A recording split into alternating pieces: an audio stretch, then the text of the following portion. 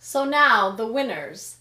First of all, every flute got at least one vote.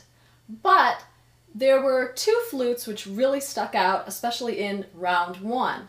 And those were flute number 1 and flute number 10. In round 2, the winner was flute number 3, which was a little surprising because in round 1, flutes 1 and 10 were so far ahead. But after hearing the second round with the Telemann, people seemed to prefer flute number 3. But flute number 1 still got a lot of votes. Flute number 10 didn't get so many votes in round 2. Now when I combined the votes from round 1 with the votes from round 2, the clear winners were again flutes number 1 and flute number 10, with flute number 3 close behind. So I would say overall the three top winners were flutes number 1, 3, and 10. So did anybody guess which flute was which just by hearing them? And some of the guesses were quite good, but overall the answer was no. Many of you, not all, but many of you were able to tell that the flutes sounded different, but you weren't necessarily able to match the different sounds to your expectations. So do I think the different flutes sounded different? Yes, I do. And I also have to confess that I played a little bit differently on each take.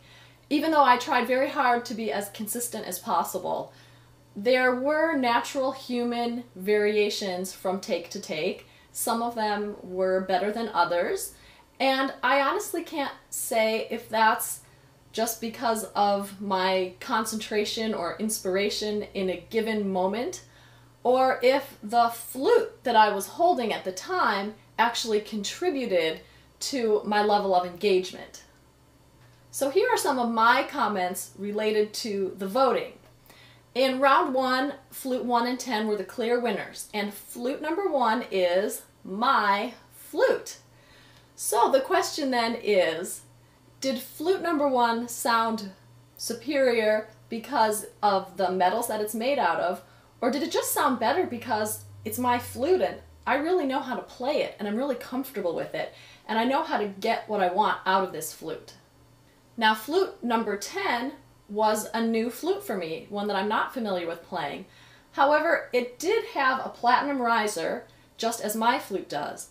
And I have to say, when I was playing it, it felt familiar to me, and I felt pretty comfortable on it pretty quickly, and it was hard switching from flute to flute to flute without having time to get to know each instrument in between.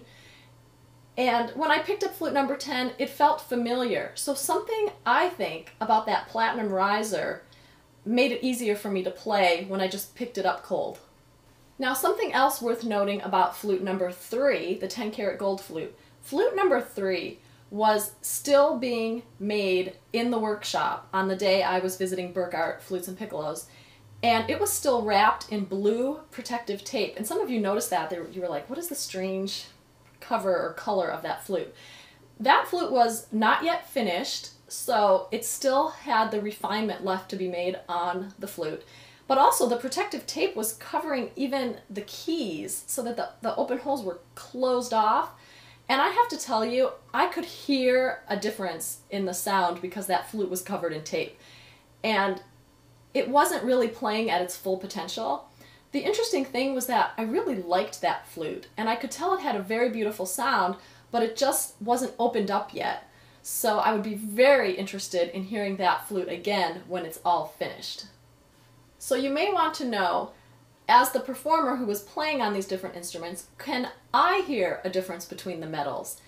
And the answer to me is yes, I could hear a difference between some of the metals, and I could also feel a difference while I was playing. What I can hear most between the metals is the difference between gold and silver. To me, that's the most distinct difference. I can also hear the difference in the riser. To my ear, it does seem to change the sound. Now, when I say this, I want to preface it by noting that I can hear these when I'm playing, but I'm not 100% sure that I would be able to hear it when one of you were playing on these different flutes, because my own sound is something that I am very familiar with. and I can hear subtleties and nuances that are so slight that probably nobody else could even hear them. But I do, because my sound is something that I have been living with day after day for my whole musical life. So how would I describe the differences in the metals? To my ear, gold has a very slight shimmer in the sound. It's like a sizzle or a shimmer, and I hear it most when I'm playing a sustained note in the upper register or in the third octave. And I also hear a little shimmer, the gold shimmer, between the notes when I'm changing notes. And it's very subtle and it's hard to describe, but I don't think I'm totally crazy. I really do think I hear a difference. I wish I had those gold flutes with me here right now so I could try to play some examples and show it for you. But I sadly do not have all those flutes at my disposal. I also can tell a little bit of a difference when there's a little bit of platinum in the flute. To me, I mostly hear it when it's in the riser. And to me, the platinum riser, it just gives a little pop or zing to the sound. So did I have any favorite flutes among this test? And it was very interesting because my favorite flutes while I was playing were a little bit different from my favorite flutes when I was listening back. My favorite flutes listening back were number 1, my flute, and number 3, the 10-karat gold flute, even though it was covered in protective tape. My other favorite while playing was flute number 4, which got very few votes. Flute number 4 was the 14-karat gold with soldered tone holes. And it was interesting because I really liked something about the sound in that flute, but I found it the most difficult to play. In fact, flute number 4, the 14-karat gold flute, was the only flute where I had to do repeat takes of the Grand Polonaise because I just kept making little mistakes, which I wasn't making on the other flutes. And I think it was because I was just having to work a little harder to find where I needed to place the air. And yet I liked something in the sound, so I was interested to kind of keep working at it. When I finished the 10 flute test, I spent about 45 minutes to an hour playing on that 14-karat gold flute, and I have to say, I got very fatigued after an hour of playing on that flute. Of course, before that I had been playing for about 2 or 3 hours straight. But I still felt fatigue in my embouchure that I don't normally feel. So I know that there's something about playing that gold flute that felt different, and that it was something that I would have to get used to if I were to own a 14-karat gold flute. As far as my favorite flutes, when I listened back to the recordings, they were number 1, number 3, and number 10. So my favorites ended up being the same as your favorites.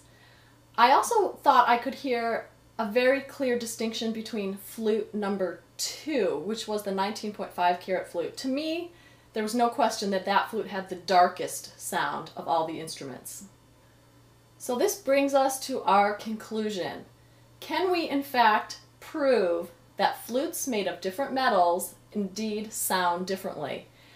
And I think after this experiment, and after talking to many of you about this experiment, and even reading some online resources and studies about this exact topic, I think we have to say no. We can't prove that a gold flute sounds different from a 998 silver flute or a 595 flute. But even though we can't prove that there's a difference in the sound, I have to say personally that I do think I can hear a difference. However, I think that perhaps the differences are more subtle than we even expected. While I would be really excited to be able to prove that there were differences in the sound between the different metals, because it would sure make buying a new flute a lot easier, I have to say we can't do that.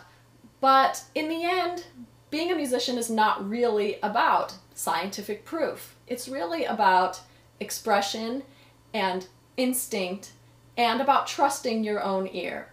So if you're curious about this topic, I urge you to try different flutes yourself, to have musicians who you trust listen to you play, and in the end, trust your own ear.